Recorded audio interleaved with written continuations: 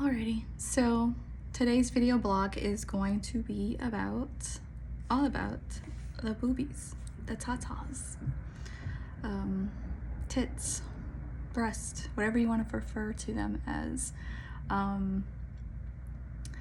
specifically with regards to how we view the female breast, and how it affects women culturally and religiously, sexually, spiritually, and as mothers. So does this image offend anyone? Is this triggering for some people? I'm sure there's going to be some people out there that are going to be triggered by this. Cleavage with the cross sitting right on top of it, and then the Star of David. So these two religious symbols, on top of a pair of cleavage, a pair of tits. Some people would be, offended by that or triggered by that. And this is actually something I'm considering for, one of my book covers. I got 2 more books coming out soon. But this is what I'm kind of considering for one of them, like just, the cleavage and these 2 religious symbols. And, but this is something that I feel like needs to be addressed. I grew up in New Orleans, from Catholic City, basically. It's an Irish, Italian Catholic city, predominantly. Not all of it, but, for the most part, the old neighborhoods, the people that have been here generations and what the city was founded on. It's a lot of Irish Catholic, Italians, and and they have strong Christian faith, specifically Catholicism. And so there's a lot of guilt and shame within, religion altogether, not just Catholicism or Christianity. It's all patriarchal religions, essentially. There's a lot of guilt and shame for sexuality, especially towards women. We've been conditioned to see our body as just this tool for men to use. It's, for your husband to use. It's for to feed your child. Sexuality, was supposed to be for men's pleasure, and it's a wifely duty. It's, it's only in the last few decades where women have really embraced, their desires and feeling entitled to enjoy those desires and that sexuality. But there's still a lot of guilt and shame with these women. And it bleeds over into the breastfeeding topic. There's a lot of women that get really triggered if they see a woman breastfeeding in public. I remember years ago, one of my friends back then, it was the Janet Jackson thing where her boob popped out during the show. And it really wasn't even, it was so quick, like hardly anybody really saw it. And she had like a nipple ring on. I mean, it really wasn't the big deal that they made it out to be. But I remember she was very uncomfortable with it. And she's like, I was watching that game with my son, and, and it was so embarrassing, it was mortifying. And I was like, well, what happens if you're out in public and a woman pulls out her breast to feed her child? And she said she wouldn't be comfortable with that either. And it really ties into religious upbringing and shaming, body shaming, and seeing it's we're constantly living in that state of duality of are we the Madonna or are we the whore? Are we the saint or are we the sinner? And society wants you to be either or, dark or light. You're either the divine holy mother, or you're a whore. Like they there's just the struggle to maintain that balance in the middle, to be a mother and still be a woman that enjoys your sexuality and your body and is comfortable with that. And So with regards to breastfeeding, there's a lot of reason why women choose not to breastfeed. So some choose not to do it because, for convenience reasons. Like, this is different generation. Most women work now. So it's, it's a convenience thing. Some people choose to use formula because they just don't have time to always be pumping breast milk or breastfeeding their baby. So that's one aspect of it. And then there's some women that just physically can't. They have some issues, with latching on and that kind of thing. And then there's some babies that will not take any type of formula. I was this weird, like my mom did not breastfeed me, but I was this weird child that would not drink any type of formula or anything. I drank whole milk as a baby. And somehow it didn't kill me. I don't know, but that's what I drank as a baby. And but some women just they either they can't breastfeed or they don't want to. But sort of what I'm kind of more addressing in this topic is those women that don't because of some type of religious or cultural thing, and sometimes they're not even aware of it. Sometimes it's a very deep subconscious thing. And I think it might have been that way with my mom because she was raised Catholic. So I don't know if that's why she didn't breastfeed me or not. But what's really strange is that like some of my earliest memories as a child, I recall having baby dolls and trying to breastfeed them. And, my mom didn't breastfeed me, and like I didn't have any aunts or anybody like breastfeeding their babies. Like it just wasn't something that I was seeing all the time. It wasn't something that was as prevalent out in society as it is now. And so it wasn't something that I saw anywhere. I don't recall seeing it on television or anything. But that memory got triggered for me because, I saw some video of a mom was filming her little girl. Her little girl was breastfeeding her baby doll while she was breastfeeding, the baby. So she was copying off her mama because she was seeing what she was doing, and so she was trying to do that with her baby doll, and it was just cute. But it reminded me of that. Like I used to do that as a child, and I'm like, why? I didn't see it anywhere. So I feel like it's a biological imperative. It's something that is either biological, or it's, maybe it's past life memory, I don't know, of me having children in another lifetime. But yeah, as a child, I used to do that. I had one of those Cabbage Patch dolls, and I used to breastfeed it, like, or try to. And but anyway, so yeah, and it's not a taboo anymore, but some people still overreact to it when they see it in public, or they get uncomfortable, or men will do that, the leering thing, like, oh, it's so hot, like they get, creepy about it. So there's that aspect of it too. And it's a challenge because we have come to see the breast as a sexual tool, more so than something to feed your child with. So like I said, so there's different reasons why women choose to breastfeed or not breastfeed. And I'm not in any way shaming those women that just choose to not to. Like, I just don't want to. I don't like to. I don't want to. I don't want that. Or they're uncomfortable with it. And, there's also sexual trauma issues there too. So there's so many different reasons that women might not want to breastfeed.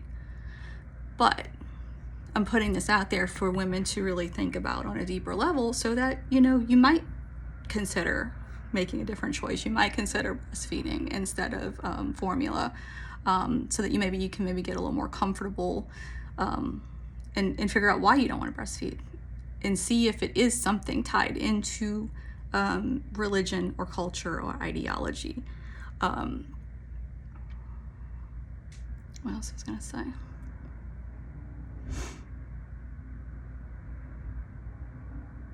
Oh yeah, so anyway, convenience is one reason, and the religion and the guilt and the shame that's tied into it. So a lot of times after a woman has a child, and this isn't always, like, this is, I'm generalizing here, but there's a lot of relationships that fall apart after a woman has a kid with a man. He starts cheating, or leaving her at home with the kid all the time while he's out doing whatever he wants, and she's got all the responsibility. He's running around doing shit. Or it could just be like they're both like they don't have time for sexual intimacy, and that's a really big important part of a relationship. I mean, if you're a sexual person and your partner's not, you better figure that shit out before you get married or get in a committed relationship. You need to make sure you're sexually compatible. Don't like, a lot of women do this. They come across as the sex freak, the goddess, the sex goddess. Like, I love sex. I want it every day. And then once they get married, they're like, once a month, and they act like it's a chore. So don't sell yourself as something that you're not, if you're really not that sexual of a person. And I say I could do it every day, but, and at the same time, I'm like, hey, sometimes I got other shit I want to do too. So it's not always the priority. You have to make it a priority if you're in a relationship. When it's just you, like, it doesn't have to be a priority. Like, you can go months without loving on yourself. But, when you're in a relationship with a partner, you got to take care of them too. You got to think about their needs. But yeah, so we have come to see these as a sexual thing. It's all over pornography. It's sexualized in movies and in magazines and the modeling world. And, men and women, it's a psychological thing. So this is the place where your man kisses and sucks and puts his jizz in his junk, right? But then it also becomes the place that that your baby sucks on, and you put your baby's head there. And so that is psychologically to kind of, there's an underlying guilt and shame and uncomfortableness about that a lot of women have and a lot of men have. So after the baby's born, it's sort of like, there might be some loss of desire if people can't get past those concepts of feeling awkward about it, And it's the same thing with sex. Like, there's a lot of men that don't want to have sex with their wife or girlfriend while they're pregnant because they're afraid it's going to hurt the baby. So it affects their arousal. It's like, I don't want to do anything to hurt the baby, And then, there's some men that go into the delivery room and they watch the childbirth and they watch the vagina splitting open and that tearing and it horrifies them, And so it's never quite the same for some men. It's almost like a trauma. It's like you're seeing the place that your child came out of, but then you kind of gotta go back in there at some point. And it's never quite the same. So there's like a little bit of a trauma there with that. And so that can affect desire with a couple, And then of course after the baby's born, there's a period of you're bleeding, you're healing, your body is going through all these hormonal changes. You're adjusting to being a mother, and and the husband or boyfriend is sort of adjusting to being the second priority at this point, like, because the child becomes the main priority. And, if you're with an immature man who's very needy, it sort of becomes their excuse to cheat or go get entertained somewhere else because they're not your highest priority anymore. They're not, they're basically competing with their own child for your attention, you know. And this, again, this is not all men. This is immature men. This is men that haven't done any work on themselves and healed any of their shit. And they see their child as a competition for your time and your energy. You know, and then, of course, you know, there's the loss of desire because, like I said, like, they're watching you feed your baby from the same place that they're you know, they're putting their junk and jizzing all over. And it's something that kind of sticks in their mind. Like, it's a, you know, it's a subconscious thing, even if they're not really, you know, acutely aware of it. It's back there in their mind. And so this is why when you become the mother and you start feeding your baby and you know, and your body goes through all these changes, and, you know, and he sees your vagina split open for this baby to get pushed out, and you're feeding your child from the same place that, you know, he's doing dirty things, you become like this holy mother. And men can't get turned on by that sometimes, you know. Some, I'm just saying, like, some. I'm talking about, like, particularly those men that are really culturally conditioned with religious ideology. It sort of like screws with their head a little bit.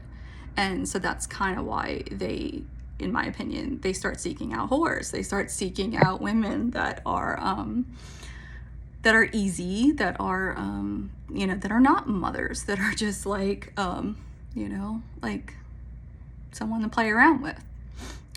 They don't have to worry about, you know, jizzing on her tits because she's not feeding his kid out of that. So it's, you know, these, and like I said, I'm generalizing here. Like, don't think I'm attacking all men, or I'm assuming all men are like this, because I'm not. I'm just saying these are some things that some couples deal with mentally and emotionally and spiritually in relationships that you kind of need to take in consideration, especially with regards to the Madonna and the whore archetypes, because, you know, there's that transition period. If you're going to be a mother, if you're going to have a child with someone, these are things you really have to think about before you do. And to know that, you know, if you do the work, if you understand these things before you get too far into a relationship with somebody, if you can discuss like deeper issues and talk about things in a mature way, and you can kind of know who you're dealing with. Are you dealing with a man that's going to stick by you, that's going to also, like, he's going to love both your mother and your whore, the Madonna and the whore. He's going to love both aspects of you without feeling any type of guilt or shame, or like, oh, you're a mother, you shouldn't be doing that now. Or you're a mother, you shouldn't be doing this now. You know, like, there's this, you know, this expectation of women to adhere to certain behavior once they become a mother. And I think that's one of the reasons why a lot of women choose not to become a mother, because it's like, you know, I don't want to lose my personal identity. Like, when you become a mother, you don't lose your inner child. You don't lose the maiden. You don't lose those aspects of yourself. They're still part of you. And even when you're a child, you know, like when I was a child, the mother and the crone were still part of me. They were still an aspect of me, even without me consciously knowing what they were. And I believe that's what the whole breastfeeding my baby dolls was. It was the mother in me that was just biologically in there and spiritually. You know, it was just, you know, it was just, what do you call it? I can't think of the word. It was just there, basically. And so, you know, when you become a mother, you don't lose those aspects of yourself. And you don't actually have to become a mother to be a mother, in a sense, like to have that motherly aspect to you. Because like I said, as a child, I had that motherly aspect to me, and I wasn't a mother. But I was always very overprotective of, you know, my sister and cousins and other kids, and especially after my own trauma. I was very hyper vigilant about other kids and making sure they were okay. And, you know, and they weren't mine, you know, like I wasn't connected to them in any kind of way, but I'm still like that. Like I'm always like, I see somebody walking down the street with their kid and they're not holding their kid's hand, and the kid's running wild. I'm like, you better hold your kid's hand. Like I'm thinking to myself, you know, I'm parenting from my head, like what I would do different. Like I'm judging them. So, and I judge like my mom was very overprotective, so I tend to be overprotective, and I tend to catastrophize and like, you know, you got to do this because what if this happened? Like I think of the worst case scenarios, and I'm always trying to protect people from those worst case scenarios, but you know, by putting the warning labels out there, like don't do this, don't do that, like because this could happen, and I'm trying to calm that part of me down a little bit, tap more into the crone, because if you notice, grannies don't really stress about that stuff as much as moms do. Like grannies are more relaxed and chill. They're like, let them go. They let you get away with a lot more because really they're not the one dealing with the responsibility. You know, they're like, you know, they know they're sending you home with mom after. But you know, grannies are more chill with they don't catastrophize so much. They're more relaxed in that crone energy and that wisdom. They've done it all. They've kind of been there, and you know, they're more chillax about it. But yeah, I mean, we have to start looking at the body as both a sexual vessel and a divine, holy vessel. It's a vessel for God to flow through and to work through us. You know, it's both sacred and sinful. And here's the thing, you know, people spend so much time trying to suppress all the sinful aspects of themselves, all the anger and the you know, and lust and these things. They want to suppress that stuff, and they don't realize like God gave us those for a reason. Like if God wanted us to be perfect and not have all of these, you know, these sins and these emotions, then we would have been created to be robots. Like we could have easily been just created to be robotic slaves that followed orders and did what God wanted us to do, be obedient and mindless. But that's not how we were created. We were created this way for a reason. We were created with a sexual desire for a reason. And you know, a lot of religions tend to, the purpose of a lot of religions, not the whole purpose, but part of it is to regulate human behavior, because humans as a collective don't really know how to self-regulate. So they need instructions and they need people to help them, to guide them to self-regulate, because otherwise the demons run wild, right? And so, you know, when you think about the 7 deadly sins, you know, and I address all of this. I address in one of my upcoming books. Well, both of them in a sense. But the 7 deadly sins don't lead you to a fiery pit of hell. It's more like hell consciousness. So, like I said, if you're 400 pounds and you can't leave your house because you can't hardly breathe and you can't do anything, well, then you've created your own hell consciousness. That's your own hell. You know, if you're overly promiscuous and you end up with all kinds of STDs and unwanted pregnancies, you've created your own hell. That's, you know, that's on you.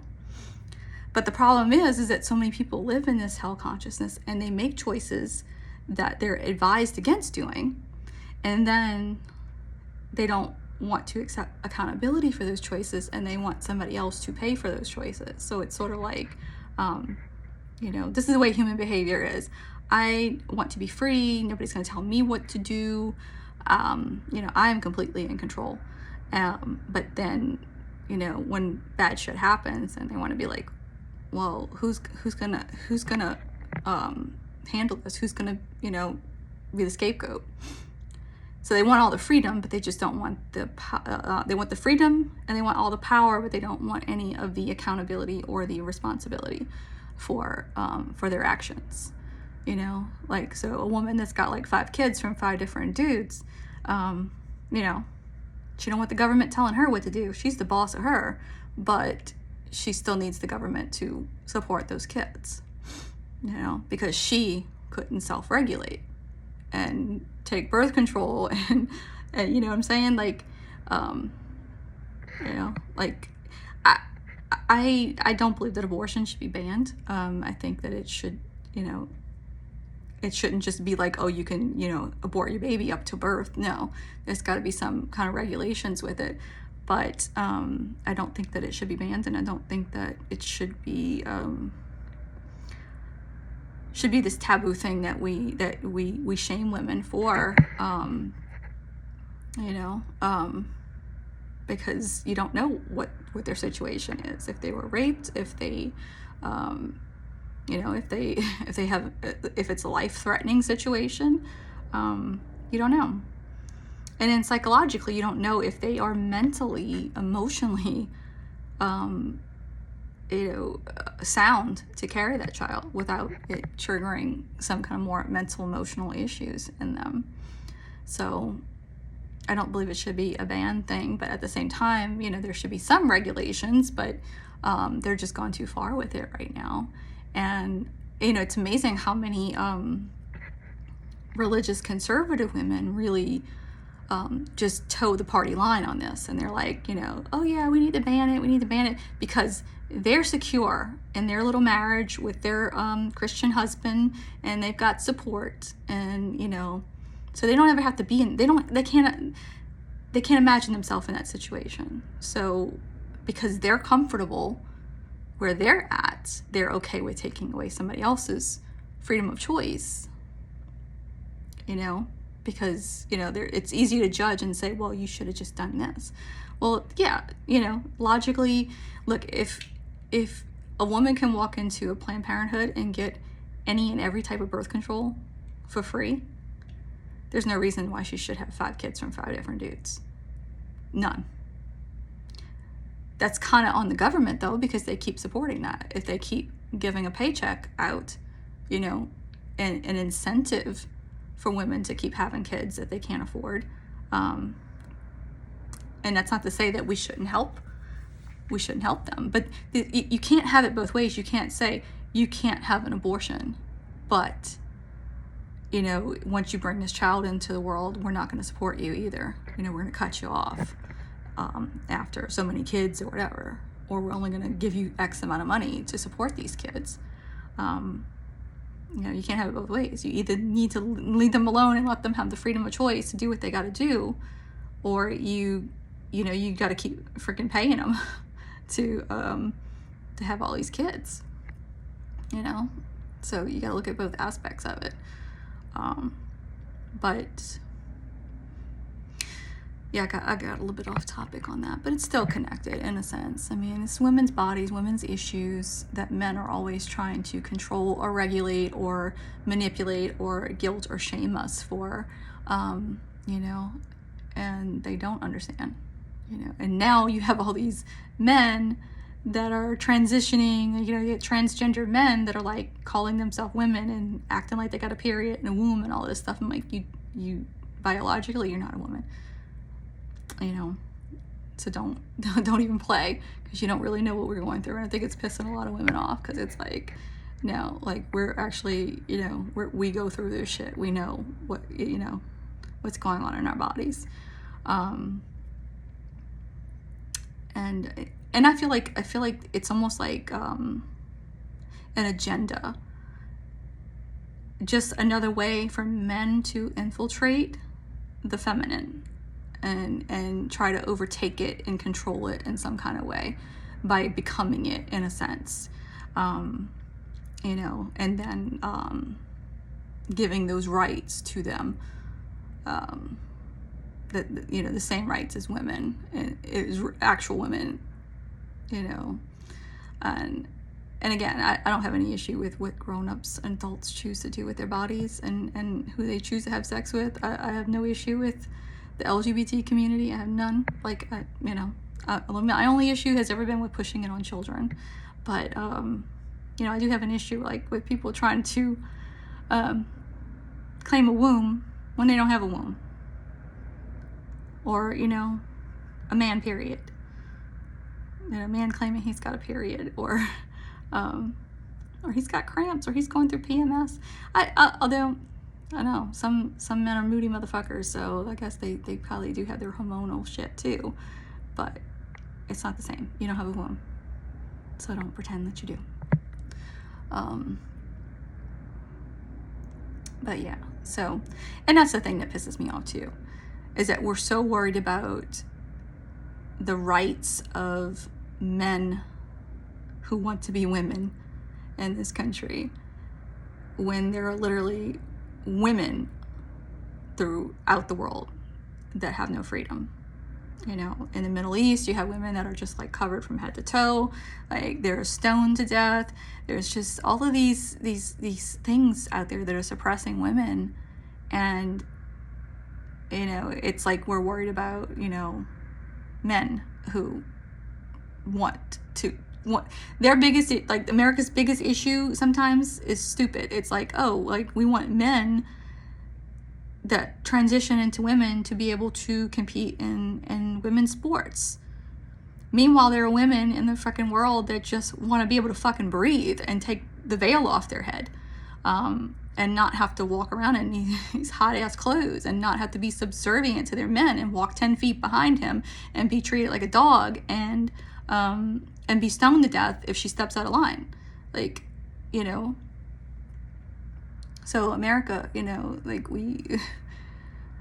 I guess it's a comfort thing when you're so comfortable as a society that you can worry about petty shit like that instead of real shit that's going on in the world.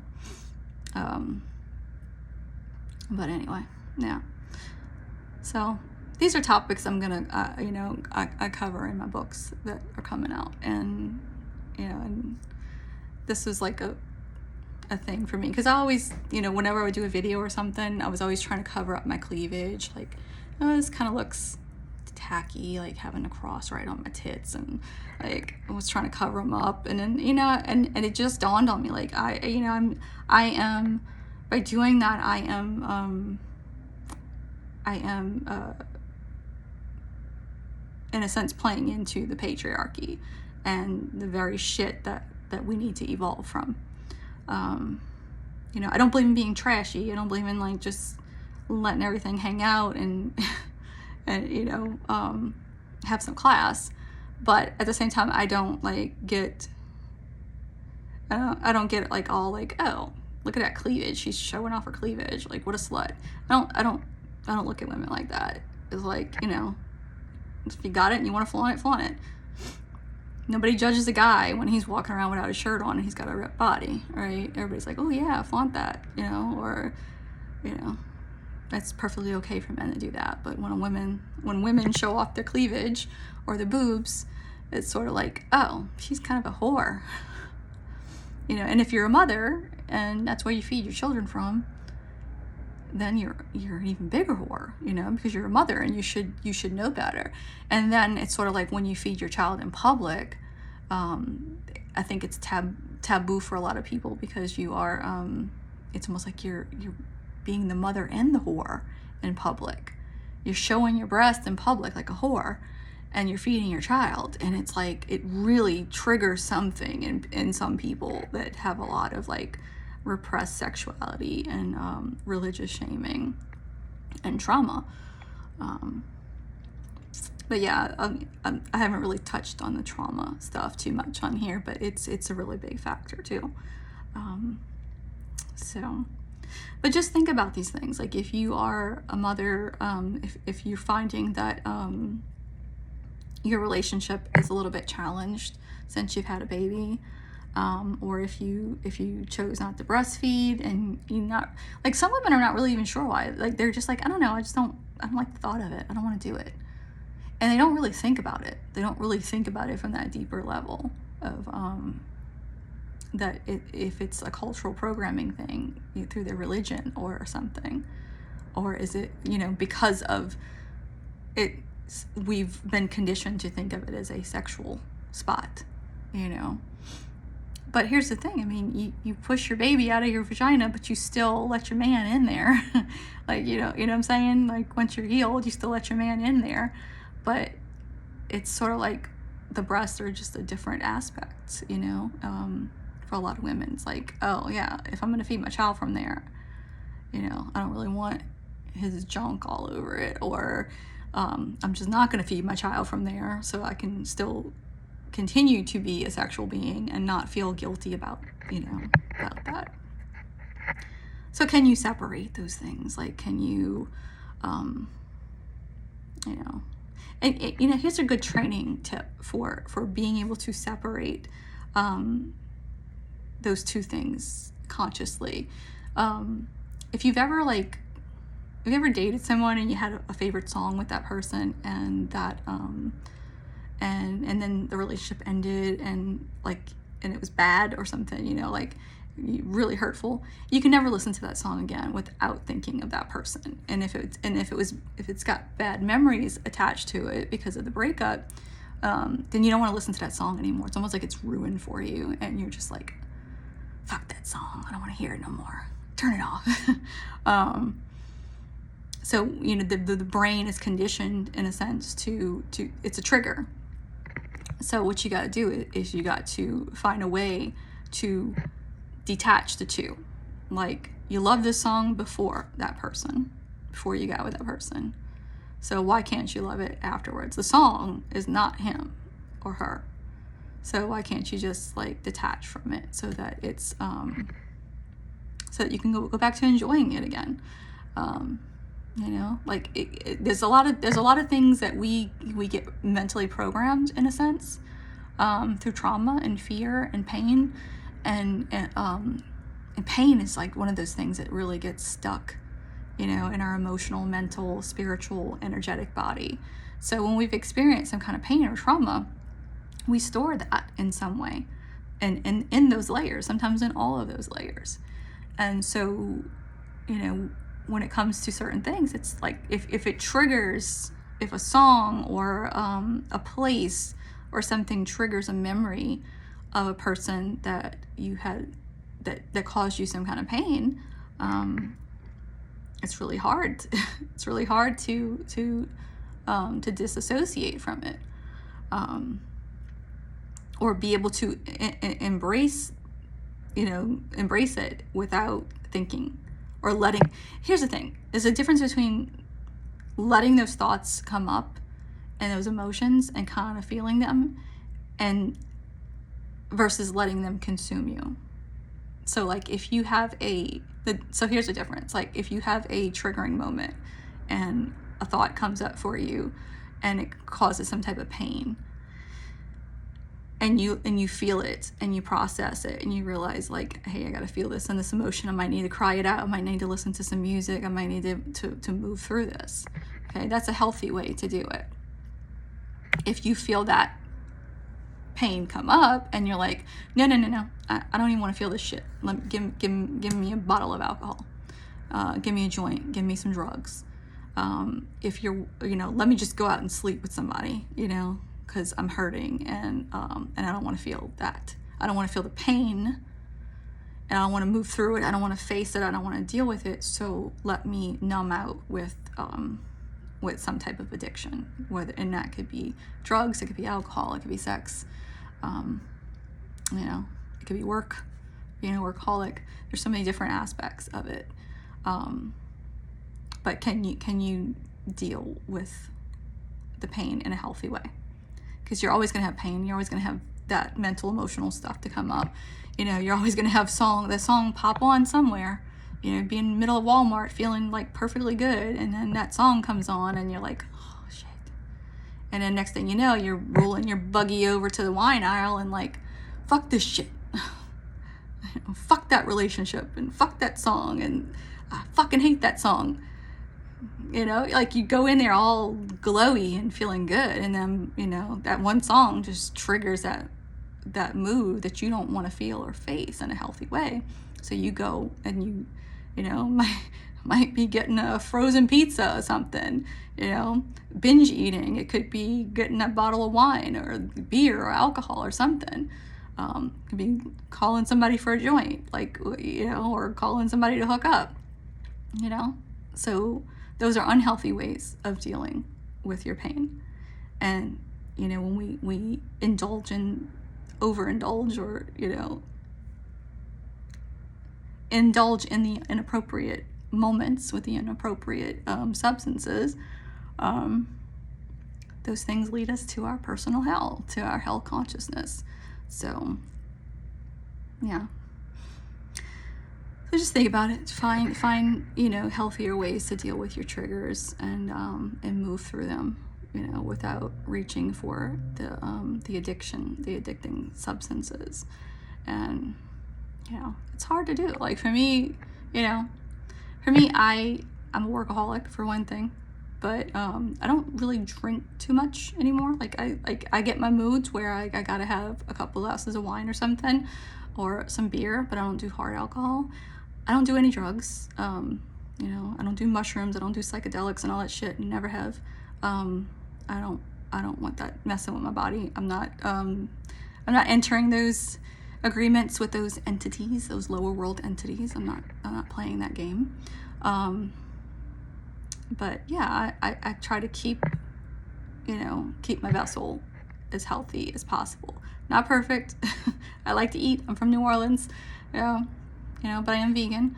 But yeah, our saying here in New Orleans is most people eat to live, but in New Orleans we live to eat. That is true. But anyway. But yeah, so like, yeah, when I have those triggers, when it really triggers me, sometimes I'll go grab a bottle of wine. I might have gone 3-4 months without a drink. And if that certain song comes on and it triggers a mood, I'm rolling my cart over there and I'm grabbing a bottle of wine. I'm like, fuck that. You know, or I'm going to get a pizza. You know, like, it's just, you know, and sometimes, hey, sometimes you gotta do what you gotta do. You gotta move through it. But the thing is having the awareness of what you're doing. Because when you have the awareness of what you're doing and why you're doing it, you can have some type of self-regulation. You know what I'm saying? Like you can regulate what you're doing, and it's not the same. So if I have awareness that I've just been triggered and I need to go grab a bottle of wine, I can do that now and still be in a healthy state of mind, in a healthy place, and not get all low and depressed and start crying and woe is me. And, you know, and the difference is that now I'll just go and put on some music and dance my ass off in my living room and have that bottle of wine. And that's how I deal with it, instead of the crying and the woe is me and the, you know, the overly emotional aspect of it. But yeah, like, we just got to find ways to deal with being human, and being in the shit show, you know. It's not always easy, but this is what, you know, this is what my books are geared towards, is trying to help people heal these layers, the emotional, mental, physical, spiritual, sacred, sexual, and energetic layers. So this is what's coming in the next 2 books. The first book is already out there. I didn't sell very many of them because I didn't really push it. Like, COVID happened like right before I launched the books, and, you know, just no time, no money to put them out there. You know, the other 2 were done when I did the first one. They were pretty much done for the most part. But I just didn't have the money to put those out there, or the time, and I didn't have the money and the time to promote, and you can't do, like, you know, book signings and all that shit. So I was like, you know, I'm just gonna wait. I'm really not gonna fool with the first book too much until I launch the other 2, and then I could tie them all in together and promote them all together, and as a series, which is what they are. So they are still coming. It's just a process, because I do still have to do real world shit, family stuff, and pay bills and do massage. I do a lot of massage. There's some days I do 10 fucking hours of massage. So I work. So like most people, you know, and sometimes your need to work and do what you gotta do, take care of your people, is a higher priority than the things that you want to do sometimes. So it's balancing, it's finding that balance. But I am ready to move more into my creator archetype and start creating more content, and also looking for different platforms, different social media platforms to put my energy into and to build up in some way. And but I do have my books coming. I know I've been saying it for years, but you know, like there's some things that are going to be tweaked and changed in the books. So, you know, I guess it is sort of like that thing, like there's always something more, there's always going to be something more. And you know, like I'm worried, like I put the books out and then there's something more I wanted to add to it, or forgot. And I'm just like, well, Jen, you just have to write another fucking book. You know, just write another book. If you have to. If you forget some shit.